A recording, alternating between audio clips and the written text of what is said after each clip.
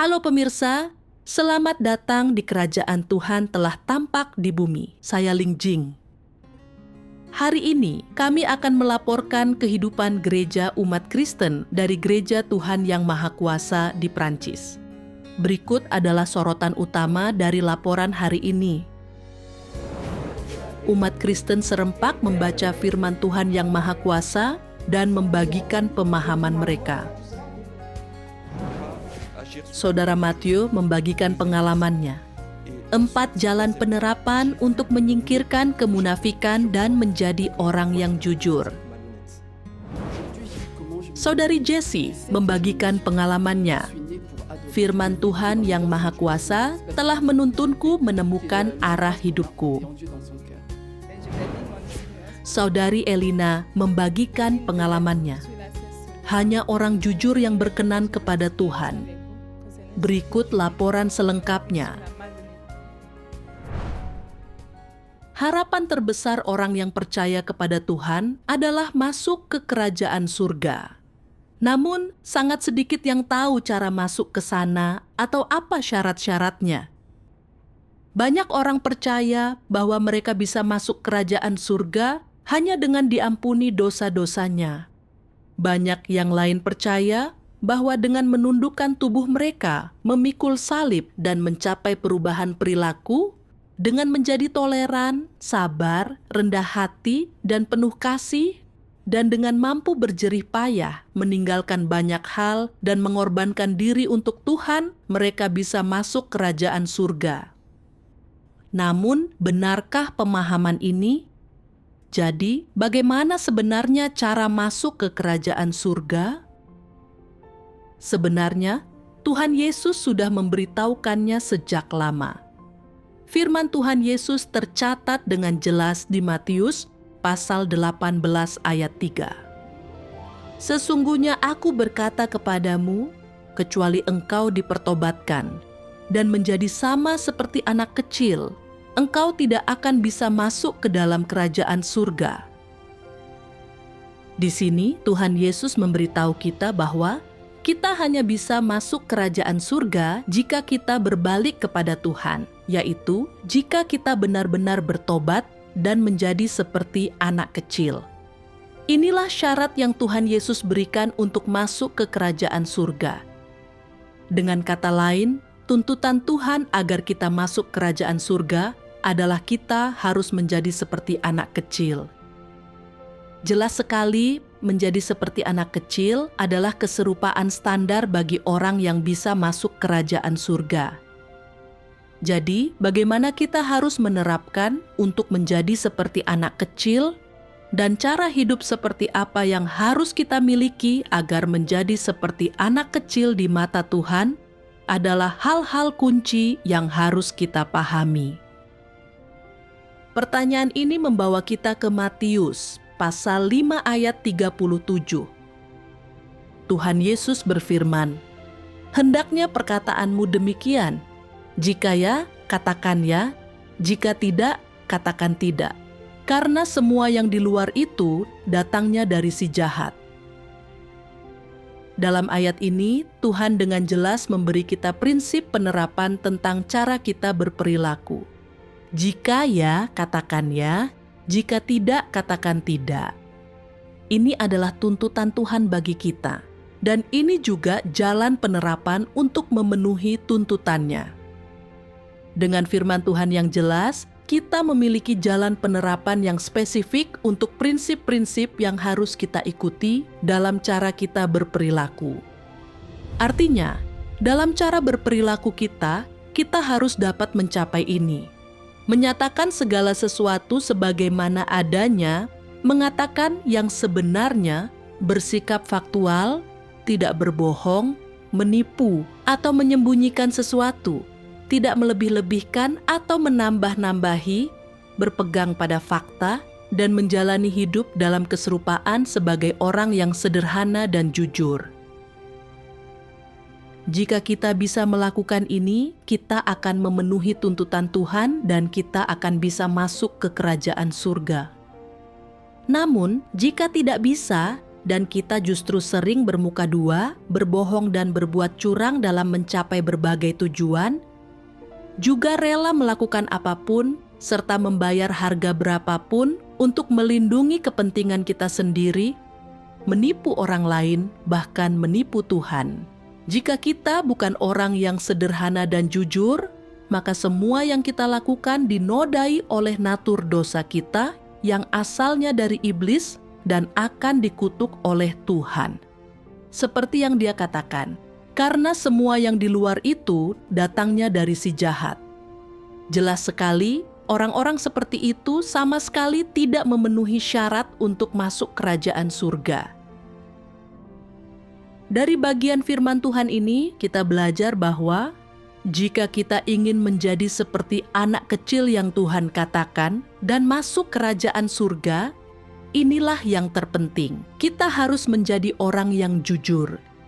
Kita harus mengatakan kebenaran, tidak berbohong atau menipu, dan menjalani hidup seperti orang yang sederhana dan jujur. Tentu saja, ini juga sepenuhnya selaras dengan apa yang dinubuatkan dalam Alkitab di Wahyu pasal 14 ayat 5. Dan di dalam mulut mereka tidak ditemukan dusta, mereka tidak bercacat. Ayat ini dengan jelas memberitahu kita bahwa mereka yang pada akhirnya masuk kerajaan surga adalah orang yang sederhana dan jujur dalam perkataan dan tindakan mereka. Mereka tidak berbohong atau menipu dan bebas dari natur dosa apapun. Inilah yang dimaksud ayat itu ketika dikatakan mereka tidak bercacat. 3 ayat pendek dari kitab suci saja telah menunjukkan kepada kita cara masuk kerajaan surga dan apa syarat-syaratnya. Kita harus menjadi seperti anak kecil dan menerapkan menjadi orang yang jujur, sesederhana itu. Ini bukan misteri dan juga tidak abstrak. Apakah itu sangat mengejutkanmu? Apakah itu sangat bertentangan dengan gagasanmu? Jadi, bagaimana pendapatmu? Apakah kau ingin masuk kerajaan surga? Apakah kau punya iman untuk mencoba menjadi orang yang jujur? Apakah kau punya iman untuk menjadi seperti anak kecil?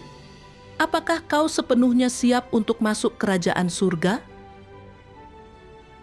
Baiklah, tanpa berlama-lama lagi, mari kita lihat bagaimana umat Kristen dalam laporan kehidupan gereja berikut ini menerapkan menjadi orang yang jujur. Kesulitan apa yang mereka hadapi saat menjadi orang yang jujur? Bagaimana mereka menerapkan untuk menjadi seperti anak kecil? Mari kita lihat juga upaya apa yang mereka lakukan untuk masuk kerajaan surga. Berikut ini adalah laporan langsung dari reporter kami di Prancis. Chers amis téléspectateurs, bonjour. Halo para pemirsa, aku Rolisa. Selamat datang di Prancis. Hari ini, aku berada di sebuah gereja dari Gereja Tuhan Yang Maha Kuasa di Seine-et-Marne, di wilayah Île-de-France. Banyak umat Kristen berkumpul di sini hari ini untuk membagikan kesaksian pengalaman mereka dan untuk menyembah serta memuji Tuhan bersama. Aku merasa terhormat bisa bergabung dengan mereka. Aku bisa mendengar sapaan hangat mereka sekarang. Mari kita bergabung dengan mereka. Pada tanggal 22 November, umat Kristen dari Gereja Tuhan Yang Maha Kuasa dengan hangat menyambut saudara-saudari yang datang dari berbagai daerah. Mereka berkumpul di sini untuk pertemuan tatap muka, dan suasananya dipenuhi dengan sukacita dan kegembiraan.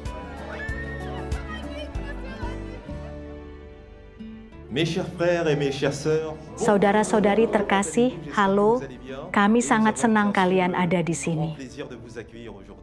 Bienvenue la famille, on est vraiment ravis. Selamat datang, saudara-saudari. Aku sangat senang bertemu dengan kalian semua di pertemuan istimewa ini. Sangat menyenangkan dan mengharukan berada di sini bersama kalian semua.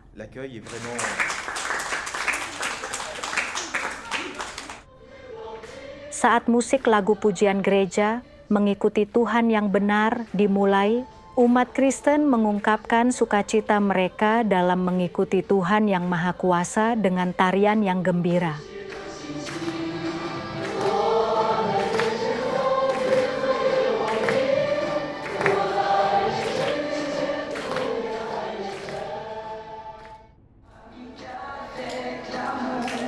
Musik pun dimulai, dan umat Kristen serentak menyanyikan lagu pujian gereja. Kasih Tuhan membuat kita dekat satu sama lain.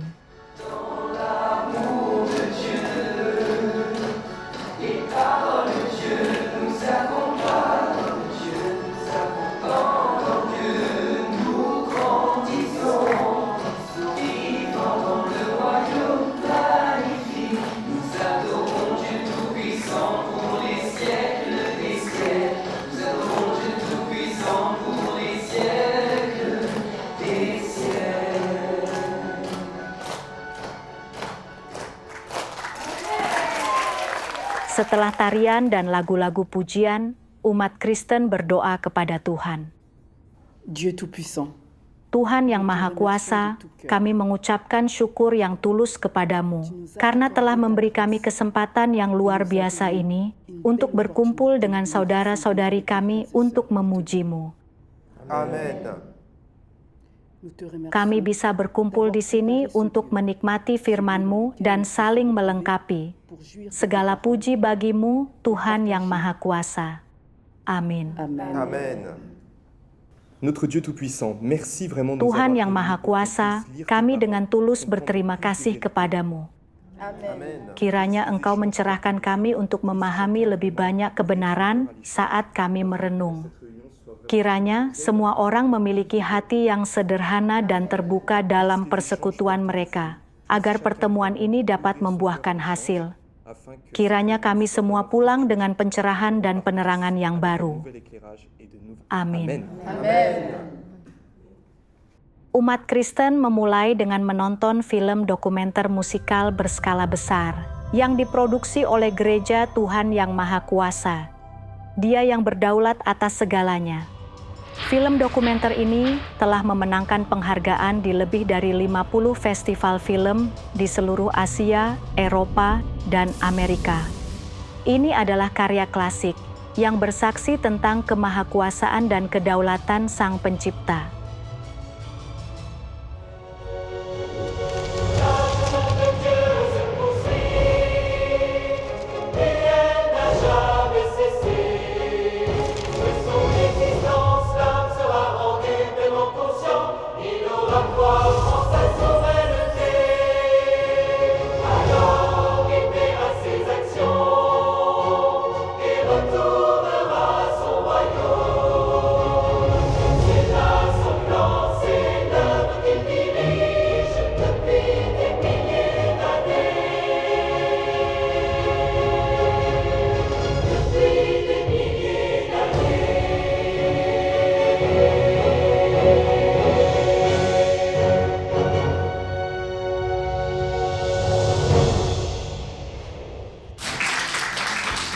Film dokumenter itu sangat mengguncang hati umat Kristen.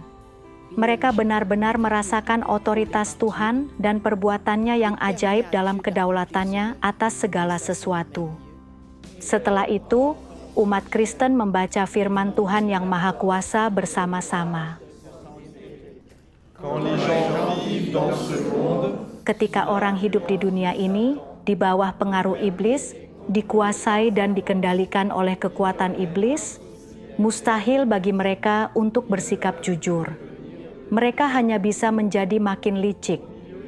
Hidup di tengah manusia yang rusak ini, menjadi orang yang jujur memang banyak kesulitannya, serta diejek, difitnah, dihakimi, bahkan dikucilkan dan diusir oleh orang tidak percaya, para raja setan, dan setan-setan hidup. Jadi, mungkinkah bertahan hidup sebagai orang yang jujur di dunia ini? Adakah ruang bagi kita untuk bertahan hidup di dunia ini? Ya, kita tentu saja dapat bertahan hidup. Tuhan telah menentukan kita sebelumnya dan memilih kita, dan Dia pasti membukakan jalan keluar bagi kita. Kita percaya kepada Tuhan dan mengikuti Dia sepenuhnya di bawah bimbingannya, dan kita hidup sepenuhnya dengan napas dan hidup yang diberikan oleh-Nya. Karena kita telah menerima kebenaran firman Tuhan, kita memiliki aturan baru tentang cara hidup dan tujuan baru untuk hidup kita. Landasan hidup kita telah diubah. Kita telah memiliki cara hidup yang baru, cara baru dalam berperilaku yang sepenuhnya demi memperoleh kebenaran dan agar kita diselamatkan. Itu berarti kita telah memiliki cara hidup yang baru. Kita hidup untuk melaksanakan tugas kita dengan baik dan memuaskan Tuhan. Ini sama sekali tidak ada kaitannya dengan apa yang kita makan, apa yang kita kenakan, atau di mana kita tinggal. Ini berkaitan dengan apa yang hati kita butuhkan.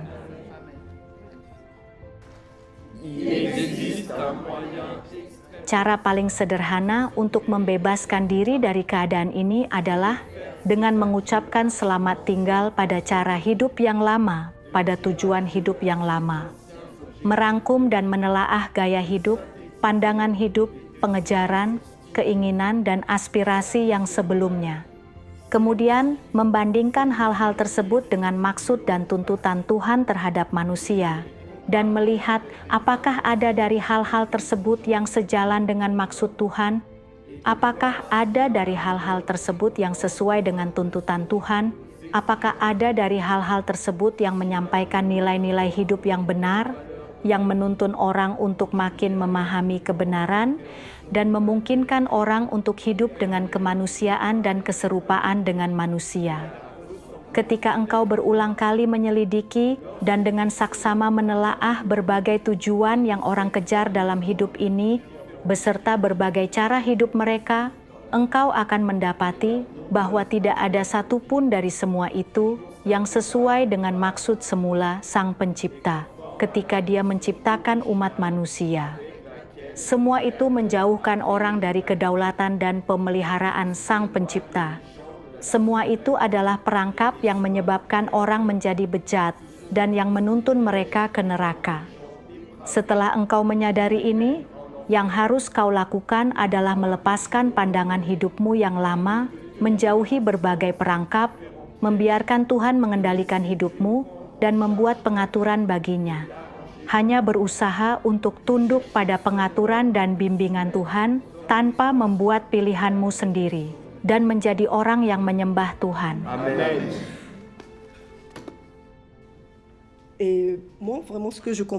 Dengan membaca firman Tuhan yang Maha Kuasa, aku jadi mengerti bahwa di dunia ini kita tumbuh besar dengan dibentuk oleh falsafah iblis.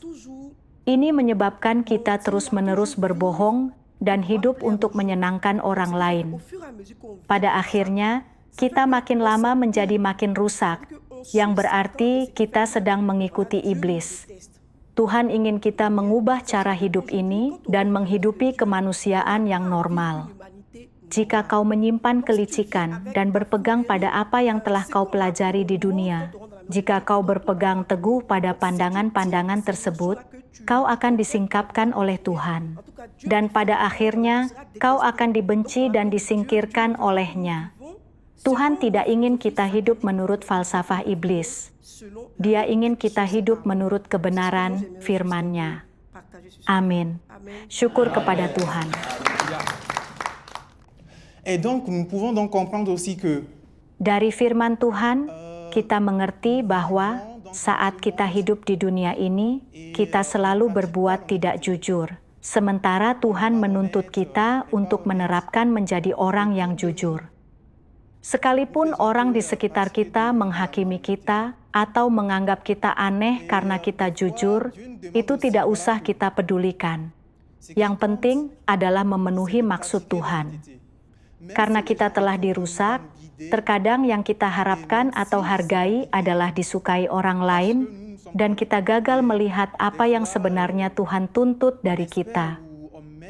Sekarang aku percaya yang penting adalah tuntutan Tuhan. Dan hanya di bawah pimpinan Tuhan, kita bisa menerapkan menjadi orang yang jujur. Amin.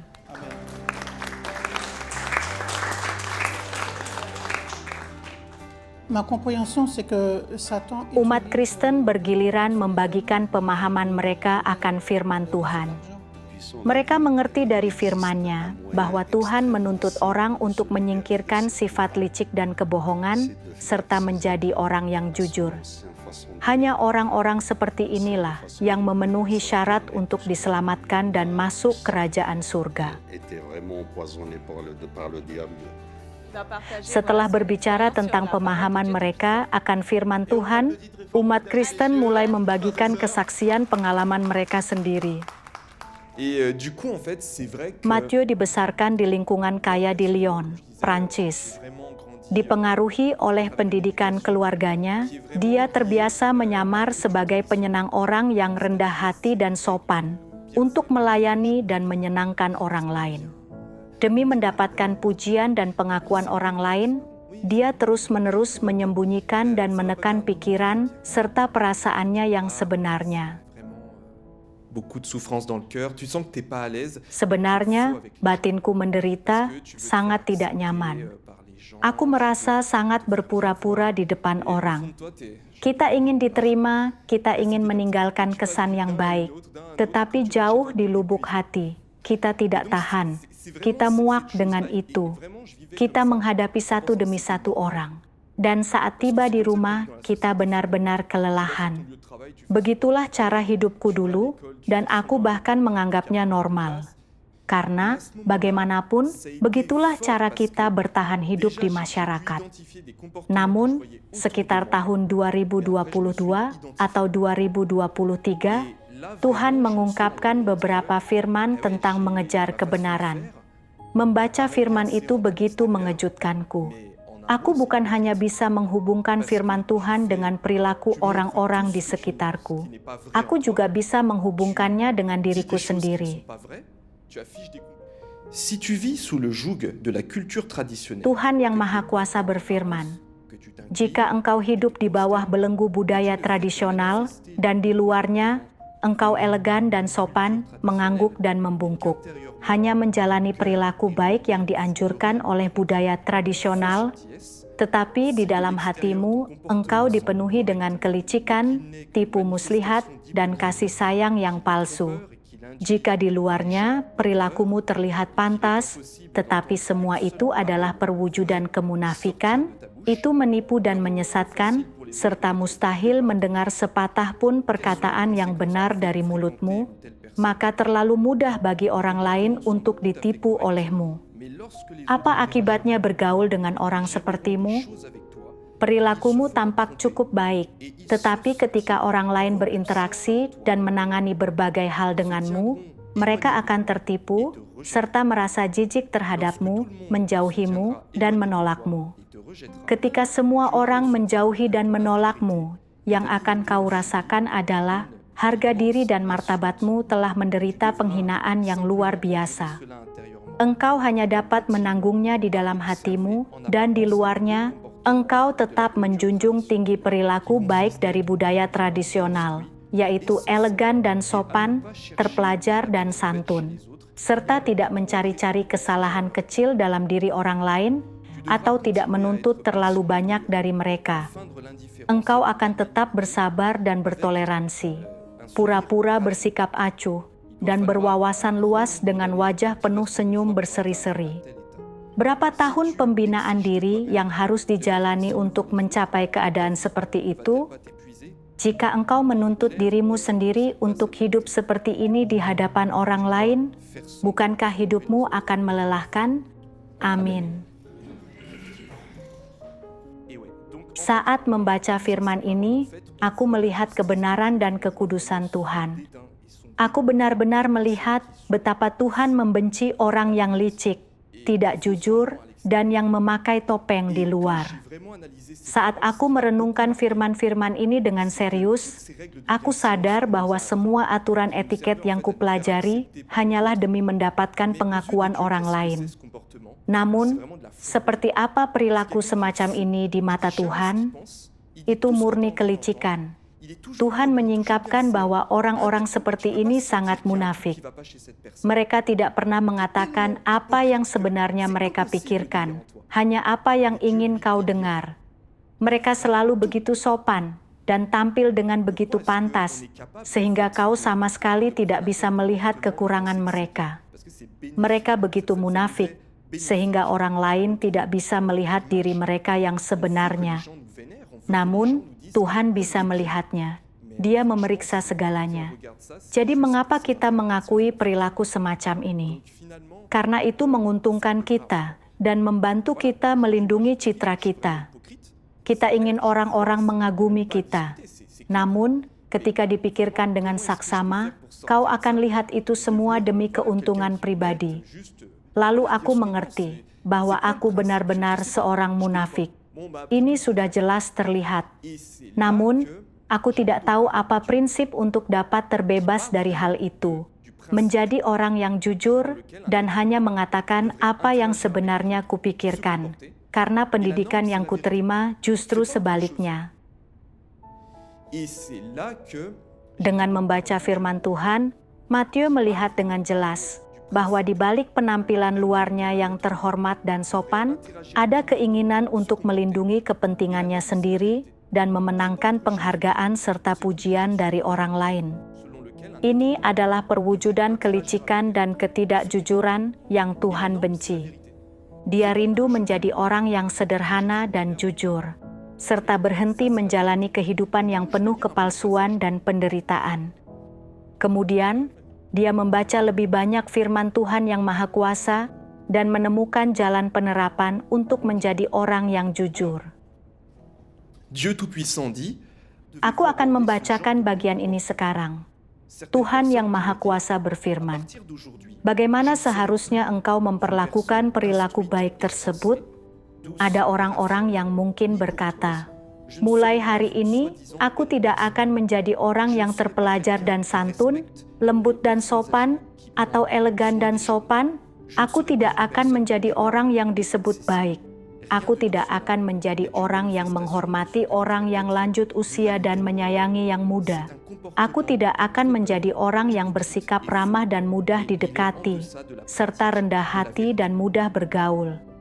Tak satu pun darinya yang seharusnya menjadi perwujudan kemanusiaan yang normal. Itu adalah perilaku menipu yang munafik dan palsu, dan itu tidak memenuhi standar menerapkan kebenaran. Mulai sekarang, aku akan menjadi orang yang jujur sesuai dengan tuntutan Tuhan. Aku akan mulai dengan menjadi orang yang jujur. Ketika berbicara, aku tidak perlu terdengar sangat terpelajar, tidak perlu sangat lembut dan sopan, dan aku tidak perlu dihormati oleh orang lain. Tetapi aku akan berbicara dengan tulus dan apa adanya, serta tanpa kepalsuan. Dalam caraku berperilaku dan melakukan berbagai hal, aku tidak akan berpura-pura dan tidak akan dibuat-buat. Setiap kali aku berbicara, itu akan berasal dari hati. Aku akan mengatakan apa yang kupikirkan dalam hatiku. Namun, aku tidak akan mengatakan hal-hal yang tidak membangun orang lain. Jika aku memiliki kebencian terhadap seseorang, aku akan mencari kebenaran untuk menyelesaikan masalahku sendiri dan tidak mengucapkan perkataan yang menyakitkan atau melakukan hal-hal yang menyakitkan karena sikapku yang gampang marah. Aku hanya akan melakukan hal-hal yang membangun orang lain.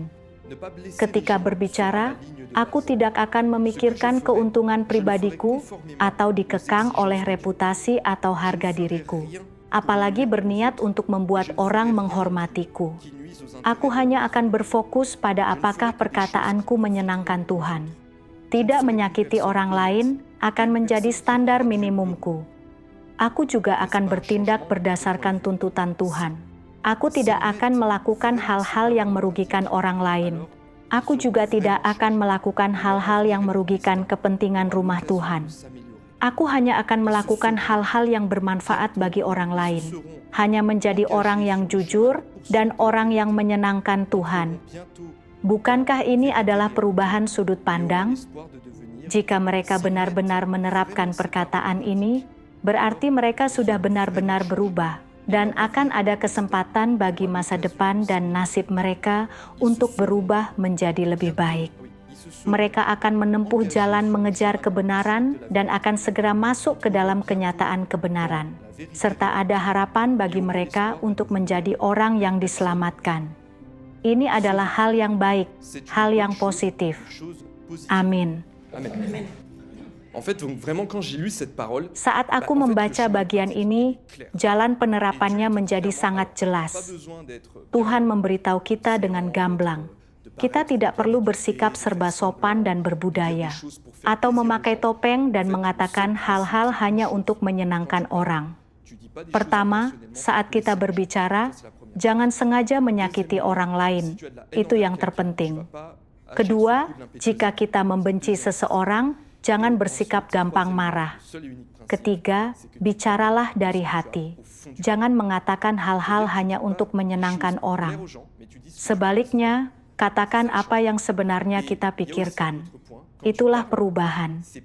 Juga, saat kita berbicara, jangan berbicara untuk keuntungan pribadi atau demi reputasi kita. Dan jangan memikirkan apa yang orang lain pikirkan. Tidak peduli apa yang orang katakan tentang kita, atau bagaimana mereka memandang kita, katakan saja apa yang sebenarnya ada di hati kita. Perkataan kita harus murni, tanpa campuran apapun. Aku juga belajar bahwa kebenaran tidak akan merugikan orang. Tentu, mendengar fakta mungkin akan sedikit menyakitkan pada awalnya, tetapi sebenarnya itulah yang menyembuhkan mereka. Kebohongan mungkin terdengar lembut, tapi bisa berakibat fatal. Itulah perbedaan di antara keduanya. Saat kau mengatakan kebenaran kepada orang lain, kau bisa melihat bahwa terkadang mereka akan cemberut dan tampak tidak senang.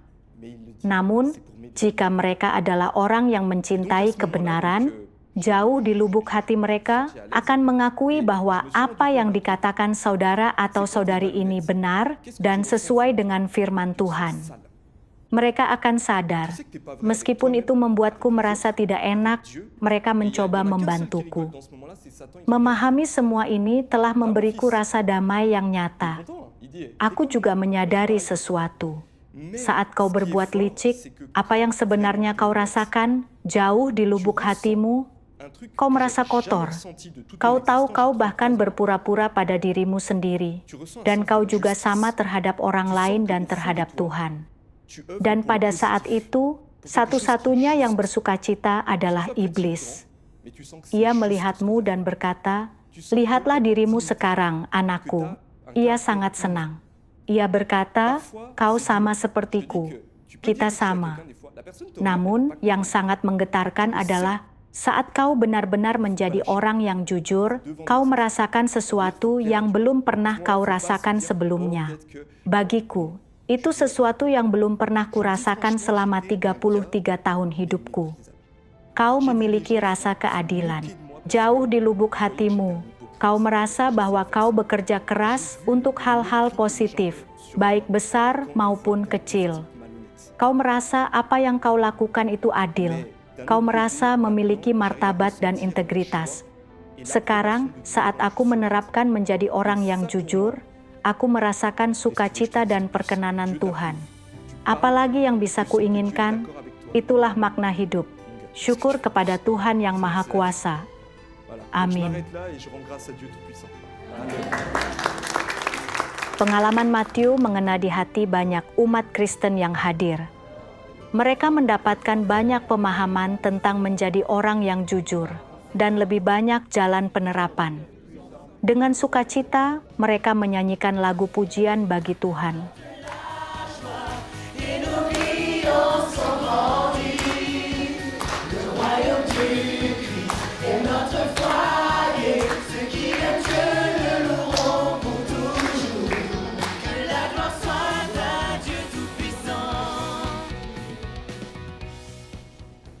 Bonsoir la famille. Jessie pernah menjadi seorang manajer di sebuah departemen pemerintah. Seperti orang-orang di sekitarnya, dia mengejar untuk bisa mengungguli yang lain.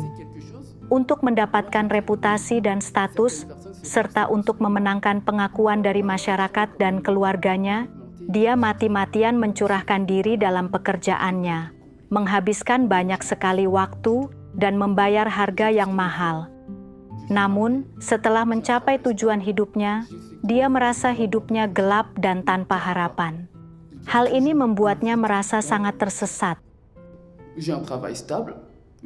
Aku memiliki kehidupan yang stabil, tapi aku tidak sebahagia yang kubayangkan. Batinku selalu merasa hampa.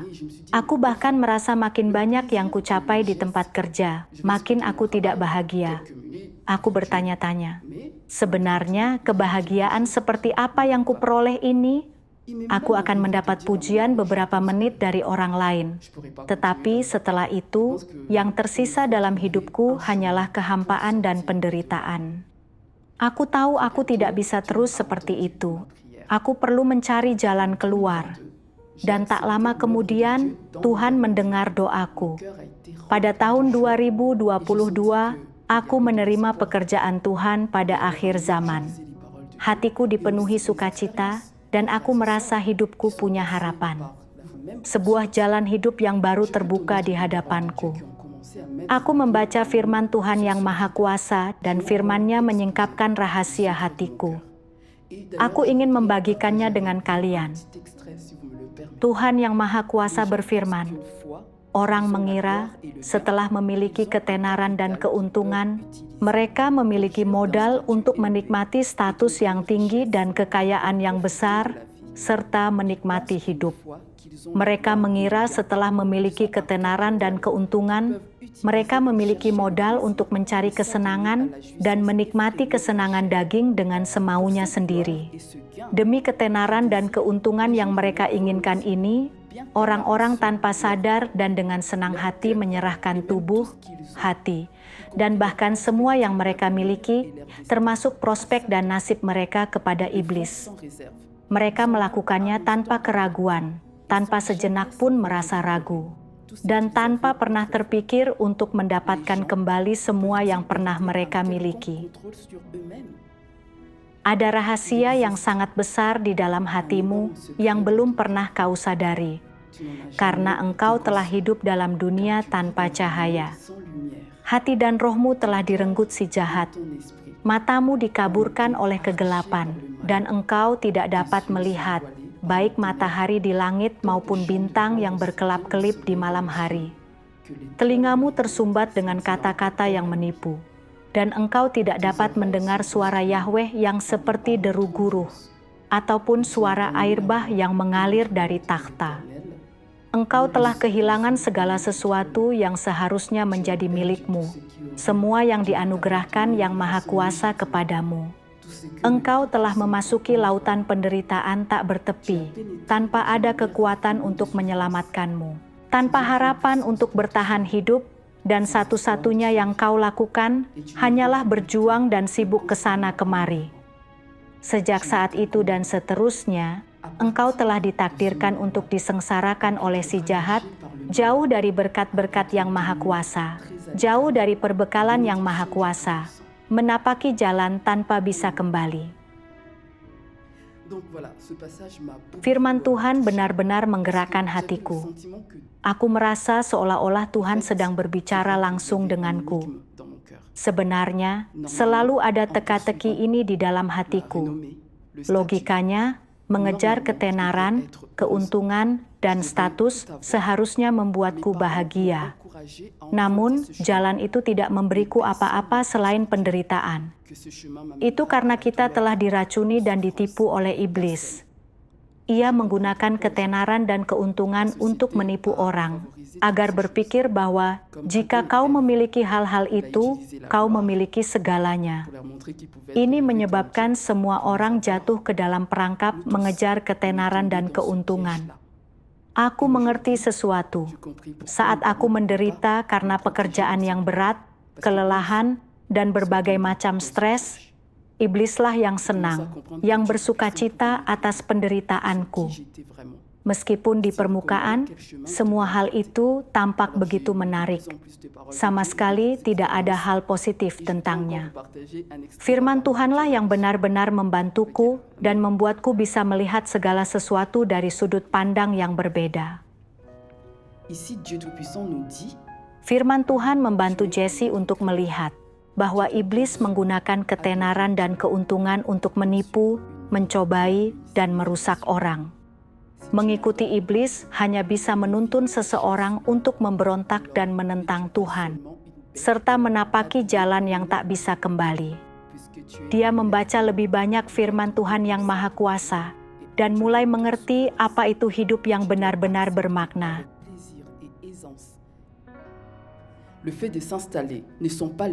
Tuhan yang Maha Kuasa memberitahu kita, pernikahan, pekerjaan, masa depan, dan hidup menetap bukanlah satu-satunya hal yang penting dalam hidup. Begitu pula menemukan tempat dalam masyarakat dan mencari nafkah. Tak satu pun dari hal-hal ini adalah hal yang terpenting dalam hidup. Apa hal yang terpenting dalam hidup? Hal yang terpenting adalah melaksanakan tugas dan fungsi yang seharusnya dipenuhi oleh makhluk ciptaan dengan baik, serta menyelesaikan amanat Tuhan dan misi yang dimiliki oleh Dia. Itulah hal yang paling bermakna. Itulah tekad yang harus orang miliki. Setelah membaca firman Tuhan yang Maha Kuasa, aku mengerti bahwa hidup seseorang tidak hanya terbatas pada memperoleh hal-hal ini. Memiliki keluarga, karir, pekerjaan yang stabil, mendapatkan status, dihormati di masyarakat. Semua itu bukanlah yang terpenting. Alasan aku dulu merasa sangat hampa dalam hidupku adalah karena aku mengesampingkan apa yang seharusnya menjadi fokusku. Prioritasku jadi salah total. Hari ini, aku mulai memahami sesuatu tentang diriku. Aku tahu bahwa aku punya sebuah misi. Aku dilahirkan untuk menyembah Tuhan dan untuk melaksanakan tugasku sebagai makhluk ciptaan dengan baik, dan khususnya untuk melakukan bagianku dalam rencana pengelolaan Tuhan untuk menyelamatkan umat manusia. Namun, untuk melaksanakan tugasku dengan baik, watak rusaku harus disucikan. Dan satu-satunya cara aku bisa menyingkirkan watak rusaku adalah melalui firman Tuhan yang Maha Kuasa. Dalam semua lingkungan yang kuhadapi dalam hidup, aku perlu mencari maksud Tuhan dan mengutamakannya. Hidupku punya arah yang baru, dan aku merasa jauh lebih bebas dari sebelumnya. Kemuliaan bagi Tuhan yang Maha Kuasa. Amin.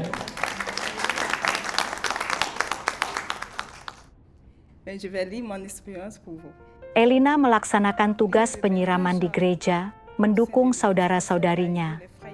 Karena dia tidak merencanakan waktunya dengan baik dan tidak punya rasa terbeban, dia tidak benar-benar menyelesaikan kesulitan saudara-saudarinya. Perhatiannya hanya di permukaan saja. Ketika pengawasnya menanyakan rincian pekerjaannya, dia takut pengawas akan mengetahui bahwa dia tidak melakukan pekerjaan nyata. Jadi dia memilih untuk menyembunyikan yang sebenarnya demi melindungi citranya sendiri. Sebenarnya, jauh di lubuk hati, aku tahu aku hanya mencoba menyelamatkan mukaku. Aku ingin pengawas berpikir aku serius dan bertanggung jawab, tetapi nyatanya tidak. Keesokan harinya, pengawas kembali mengingatkanku tentang pentingnya melaporkan segala sesuatu secara akurat, agar dia bisa menindaklanjuti pertumbuhan hidup saudara-saudari ini yang sebenarnya. Kali ini, akhirnya aku mengatakan yang sebenarnya kepadanya. Aku mengakui bahwa aku sama sekali tidak menindaklanjuti atau menyelesaikan masalah dan kesulitan mereka. Aku juga merasa bersalah, karena sebelumnya menyembunyikan kebenaran dan tidak menjadi orang yang jujur. Saat aku menghadapi masalah-masalah ini, takut untuk terbuka dan mengatakan kebenaran, serta menyembunyikan fakta. Seorang saudari menghubungiku. Aku menggunakan kesempatan ini untuk berterus terang kepadanya tentang keadaanku. Dia membagikan satu bagian firman Tuhan kepadaku, dan itu benar-benar mencerahkan dan membantuku. Tuhan yang Maha Kuasa berfirman, "Di antara orang tidak percaya, jika engkau mengatakan yang sebenarnya dan berusaha menjadi orang yang jujur, engkau akan difitnah, dihakimi, dan ditolak. Jadi, Engkau mengikuti tren duniawi dan hidup berdasarkan falsafah iblis. Engkau menjadi makin ahli dalam berbohong dan makin licik. Engkau juga menggunakan cara-cara berbahaya untuk mencapai tujuanmu dan dengan cara itu melindungi dirimu sendiri. Engkau menjadi makin makmur di dunia iblis. Dan sebagai akibatnya, engkau jatuh makin dalam ke dalam dosa dan tidak mampu melepaskan dirimu sendiri. Di rumah Tuhan justru sebaliknya. Makin engkau mahir berbohong dan penuh tipu muslihat, makin umat pilihan Tuhan akan muak terhadapmu dan menolakmu. Jika engkau tidak mau bertobat dan tetap berpaut pada falsafah dan logika iblis, dan engkau juga menggunakan siasat, rencana licik, dan taktik lihai untuk menyamarkan dirimu dan memoles diri, kemungkinan besar engkau akan disingkapkan dan disingkirkan.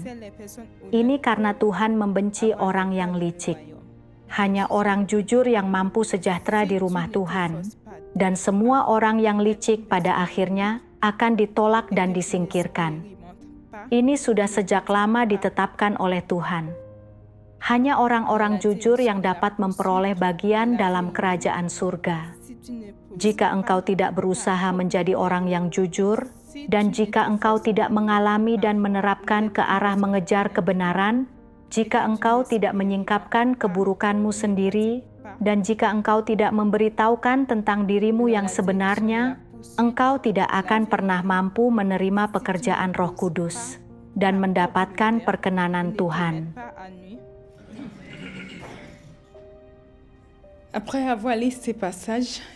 Setelah membaca firman Tuhan, hatiku merasa tertusuk. Aku akhirnya mengerti bahwa Tuhan membenci orang yang licik, curang, dan palsu. Dan siapapun yang tidak mengejar untuk menjadi orang yang jujur, tidak akan dapat diselamatkan. Ketika pengawas bertanya bagaimana aku menindaklanjuti dan menyelesaikan masalah serta kesulitan saudara-saudari ini, aku menghindari pertanyaan itu dan mengalihkan pembicaraan. Aku menggunakan kesibukan sebagai alasan untuk menutupi fakta bahwa aku tidak terbeban, agar dia tidak bertanya lebih banyak lagi. Saat itulah, aku sadar telah bersikap asal-asalan dalam tugasku. Aku terus mencoba mencari-cari alasan untuk memperdayainya. Niatku yang sebenarnya bukanlah untuk memenuhi tanggung jawabku, melainkan untuk menutupi kekurangan dan kelemahanku sendiri agar tidak kehilangan muka. Secara khusus, reaksi pertamaku saat pengawas menanyaiku adalah untuk memperdayainya dan menghindari topik itu. Baru setelah dia mendesakku lagi, aku mengatakan yang sebenarnya. Aku sadar tindakan ini berasal dari watak licikku, dan tujuannya adalah untuk menyesatkan pengawasku. Pada saat itu, akhirnya aku mengerti. Natur licik di dalam dirikulah yang mendorongku untuk berbohong dan menyebabkanku berbuat licik. Aku juga sadar bahwa jika aku terus berbuat licik dan bersikap asal-asalan dalam tugasku, pada akhirnya aku akan ditinggalkan oleh Tuhan, karena hanya orang yang jujur yang dapat disempurnakan oleh Tuhan. Saat memikirkan ini, aku merasa takut sekaligus penuh penyesalan. Aku berdoa kepada Tuhan, memintanya memberiku keberanian untuk menghadapi watak rusakku sendiri dengan berani, dan memberitahunya bahwa aku bersedia menjadi orang yang jujur dan berhenti hidup dalam kepura-puraan dan tipu daya.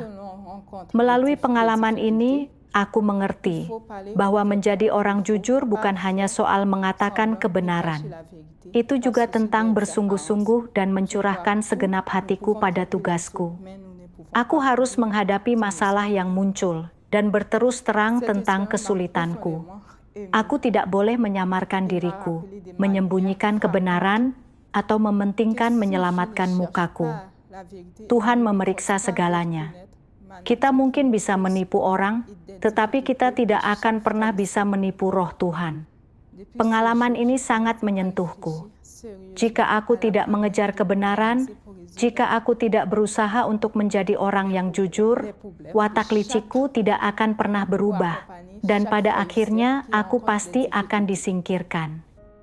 Jadi, sejak hari itu, aku mulai merenungkan dengan serius cara mengatur waktuku, cara menyelesaikan masalah setiap saudara dan saudari, dan cara mendukung mereka yang mengalami kesulitan.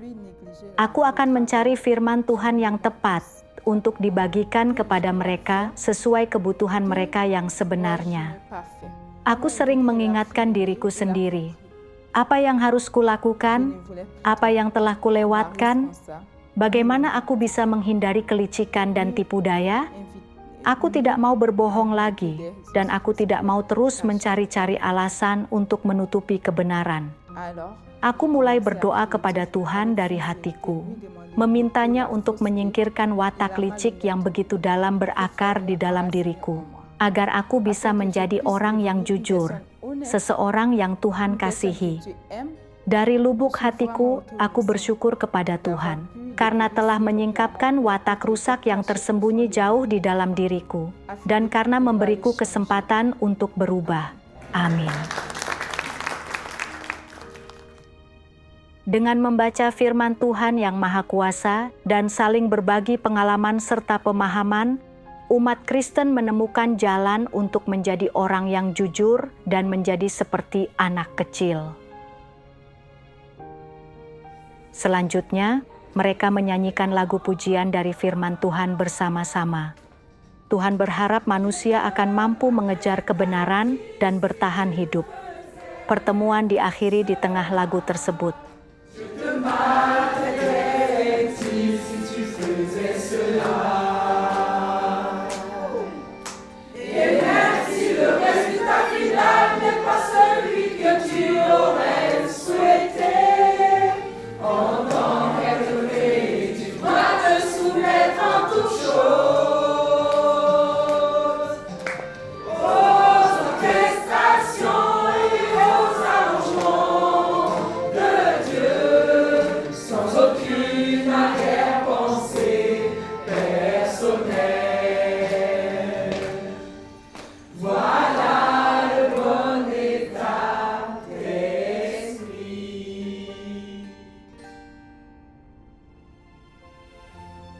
Orang Kristen di Gereja Tuhan Yang Maha Kuasa di Prancis telah menemukan jalan penerapan untuk menjadi orang jujur berdasarkan firman Tuhan Yang Maha Kuasa.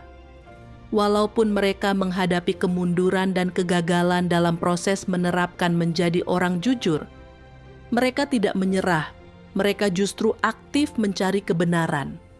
Di bawah bimbingan firman Tuhan, mereka menjadi mengenal diri sendiri, bertobat kepada Tuhan, dan bertindak sesuai dengan tuntutannya. Mereka mulai dengan satu kalimat dan satu tindakan kecil, dan akhirnya menjadi bisa membuka diri dan mengungkapkan isi hatinya. Mereka makin lama makin sedikit berbohong dan menipu, dan mereka makin memiliki keserupaan dengan orang yang jujur. Mereka juga telah merasakan kedamaian dan sukacita yang muncul dengan menjadi orang yang jujur, serta dipenuhi dengan iman dan harapan untuk diselamatkan dan masuk ke kerajaan surga. Sekian untuk program hari ini. Terima kasih telah menyaksikan. Saksikan terus Zaman Baru dan ikuti kehidupan gereja umat Kristen yang kaya dan penuh warna. Sampai jumpa.